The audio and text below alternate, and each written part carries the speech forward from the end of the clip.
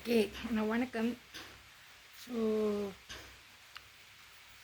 யார் இன்ஃபேண்ட் போட்டால் என்னத்துக்கு போட்டாங்க, எதுக்கு போட்டாங்கன்னு தெரில. ஆனால் கிறிஸ்டின் வீட்டில் அம்மா இல்லாத நேரத்தில் சுடரை கழட்டி வாயில் விடுறது, அவங்க மட்டும் இல்லை, மூணாவது வீடு எல்லாமே வரிசலாக. ஸோ கிறிஸ்டின் வீட்டில் பிஜிஎஸ் முப்பாபிளஸில் இருக்கும்போது 2 பையனுங்க வந்திருந்தாங்க. ராஜா அப்புறம் இன்னொரு பையன், அவனோட தம்பியே நம்ம தெரில. அப்போ கிறிஸ்தவர் கிறிஸ்டி அதாவது கிறிஸ்டின் வீட்டில் யாரும் விரட்டுனா, யார் செய்ய சொன்னால், இல்லை யாராச்சும் விரட்டி செய்ய சொன்னாங்களா என்னமோ தெரியல. ஸோ 2 பற்றியும் மச்சம் சின்ன பிள்ளைங்க மேலே படுத்துக்கிட்டு அந்த மாதிரி விரட்டி செய்ய சொன்னான். அந்த பையனுக்கு சின்ன வயசு இல்லை, என்னோடய வயசு கூட தான்.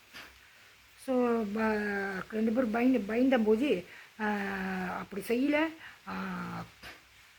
2 பற்றியும்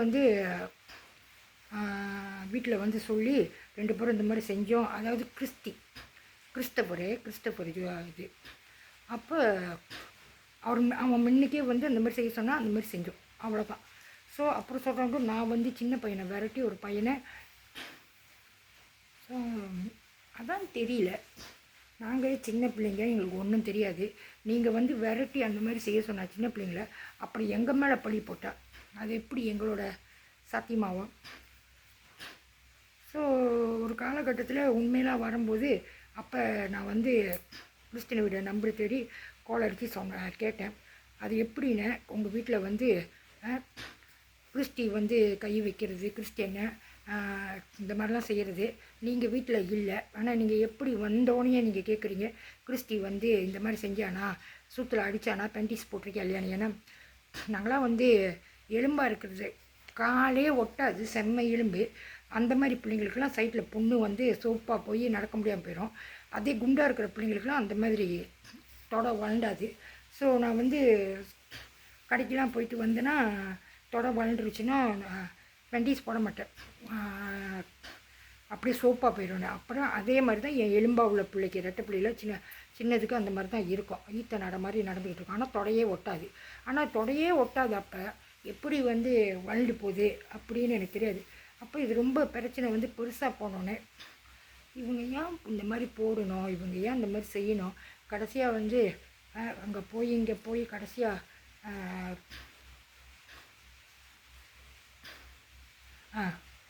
எல்லா பழியும் ஏன் மேலே போட்டு எல்லாம் என்னால் சாகுறாங்க, என்னோட ஆக்சிடென்ட்டு, என்னோட இன்சூரன்ஸு, என்னால் வெட்டிக்கிறாங்க, என்னால் குத்திக்கிறாங்க, என்னால் செத்துடுறாங்க, என்னால். நல்ல வேலை இதில் கொஞ்சம் உண்மையை வெளியாக்கி விட்டுது ஆரம்ப பப்பு ஓம் முருகா பிளாசிங் உரிமை மேலே அடிப்பாங்களே. ஸோ அங்கே எனக்கு வேலை இருக்குதுன்னு சொன்னாங்க, பண்டி வெட்டுற கடையில். ஸோ ஃபோன் அடித்தேன் ஆள் கூப்பிட்டு, கருப்பையான ஒருத்தர் கூப்பிட்டு ஃபோன் அடித்தேன். 2 மாதம் இல்லை, கொஞ்சம் பிஸியாக இருக்கா, என்ன ஏதுன்னு சொல்ல, என்கிட்ட ஃபோன் இல்லை. அப்போ நான் ஃபேஸ்புக்லேருந்து தான் மெசேஜ் அனுப்பினோன்னா ஒரு 1.5 மாதம் சென்று ஐம் வெரி பிஸி, அவ்வளோதான். அப்புறம் திருப்பி ஒரு 2 வாரம் சென்று அனுப்புனேன், I'm still busy, I will contact you once I am done with my problem அப்படின்னு வந்துச்சு. இந்த நம்பருக்கு கொடுத்தவங்கள்ட்ட ஓம் முருகா பிளாசின்னு போட்டிருக்கோம், உரிமை மேலே அடிக்கிறவங்க ஆரம்பம் பப்புலேருந்து. அப்போ இந்த மாதிரி சொன்னோன்னே நான் வெயிட் பண்ணேன் ஃபோன் இல்லை. ஸோ மெசேஜ் வந்தோன்னே 2 மாதம் சென்று மெசேஜ் வந்தோன்னே தான் அப்புறம் தான் தெரியும், இந்த மாதிரி அவங்க அண்ணன் அடிபட்டு, இத்தனைக்கும் அவர் நல்லா மயில் டான்ஸு, ஒயில் டான்ஸு, கோரியோகிராஃபு நல்லா டான்ஸ் ஆடுவார், சொல்லிக் கொடுப்பாரு, நல்ல ஒரு ஃபேமஸானது. ஆனால் அது முன்னுக்கு நான் பார்த்ததில்ல, தயவு செஞ்சு அப்புறம் சொல்லுவாங்க, நான் பார்த்தனால தான் இந்த மாதிரி நடந்துடுச்சு அப்படின்னு. அப்போ அண்ணன் அடிபட்டார் அப்படின்னு இப்போ சொன்னேன், ரொம்ப சீரியஸ் அண்ணே. ஆமாம், கால் போயிடுச்சு. ஆனால் அவங்க சொல்லவே இல்லை இந்த மாதிரி டான்ஸ் ஆடுவார், மயில் டான்ஸு, ஒயில் டான்ஸ்லாம் ஆடுவார். நான் பார்த்ததே இல்லை, அவரையும் நான் பார்த்ததும் இல்லை. ஸோ நல்ல வேலை இவங்க சொன்னனால தான் எனக்கு கொஞ்சம் ஆறுதலாக இருக்குது. ஏன்னா எல்லா படியும் ஏன் மேலே, நான் வரனால தான் எல்லாம் செத்துடுறாங்க, நான் வரனால தான் அடிப்படுறாங்க, நான் வரனால தான் கால் போயிடுது, கை போயிடுது, யாருக்கு போகுது அங்கே இருந்து பார்ப்பேன். அது எப்படி என்னால் அப்படி பார்க்க போனால் என்னோடய காலம் தான் உடஞ்ச காலம். என்னோடய காலம் தான் 3 உடஞ்சி கட்டு போட்டுருந்தேன். ஸோ சொந்தமாக பழி போடுறாங்க, மேய்ப்பார் கீப்பார் இல்லை. ஸோ நல்ல வேலை இவங்கள்ட்ட வேலை கேட்கும்போது ஒரு 1.5 மாதம் சென்று அப்புறம் தான் எனக்கே தெரியும் அவங்க அண்ணன் அடிப்பட்டாங்க. இல்லைன்னா அந்த பழியும் தூக்கி என் மேலே போட்டுருப்பாரு. இத்தனைக்கும் நல்லா கோரியோகிராஃபர், மைல் டான்ஸு, ஒயில் டான்ஸு, நல்ல கோரியோகிராஃபு, நல்ல கிரேஸான டான்ஸரு. ஸோ அப்போ தான் நினச்சேன், என்னடா இது நல்லா டான்ஸ் சொல்லி கொடுக்குறாரு, நல்ல ஒரு கோரியோகிராஃபர், எப்படி வந்து இவருக்கெலாம் வந்து அடிபட்டு காலு போணுச்சு, ஃப்யூச்சரே போச்சு, பாஷன் போயிடுச்சு, அவரோட ஆசை போயிடுச்சு. ஆனால் இங்கே வந்து இஷ்டத்துக்கு வந்து எல்லாம் ஏன் மேலே பழி போடுறதுனால நீங்கள் ஏன் என்னை பிடிச்சிங்க, என்னத்துக்கு பிடிச்சிங்க? ஏன்னா அடுத்த பிள்ளைங்களே வந்து காப்பாற்றி கல்யாணம் பண்ணி கொடுத்து அத்திக்காலேருந்து பவித்ராலேருந்து பேரா கடிச்சு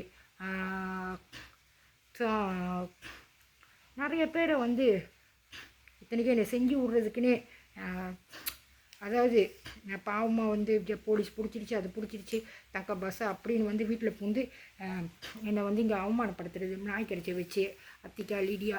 ஸோ தெரிஞ்சும் நான் வந்து கை விடல. கடைசியாக சொல்கிறாங்க, நான் வந்து கூட்டி கொடுக்குறேன், நான் வந்து அவளை இது பண்ணுறேன் அப்படின்னாங்க. ஸோ நேராக வச்சு பேசுகிறதுக்கு ஆள் இல்லை. நேராக வச்சு கேட்டாலும் சரி, ஃபோன் அடித்து கேட்டாலும் சரி, பிளாக் அண்ட் ஒயிட்டாக எடுத்து நேராக வச்சு நேராக போய் ஒரு இடத்துல 7 டிப்பு 8 டிப்பு கேட்டாலும் சரி பதில் வர மாட்டேது. பிசாமல் இருக்காங்க. கடை இன்னும் திறக்கவே இல்லை, செயின் கடை திறக்கவே இல்லை. எல்லாம் திருடி மொத்த கடையும் திருடும். எதில் வரை என்ன வரை வந்து கேட்பாங்க, நான் வேணான்றுவேன். திருடிட்டு எல்லாம் மொத்த கணக்கை ஏன் மேலே. அது கடையே நான் திறந்து முடிக்கல. 9:30 மணிக்கு திறக்கும்போது இன்னும் 10 கூட ஆகலை.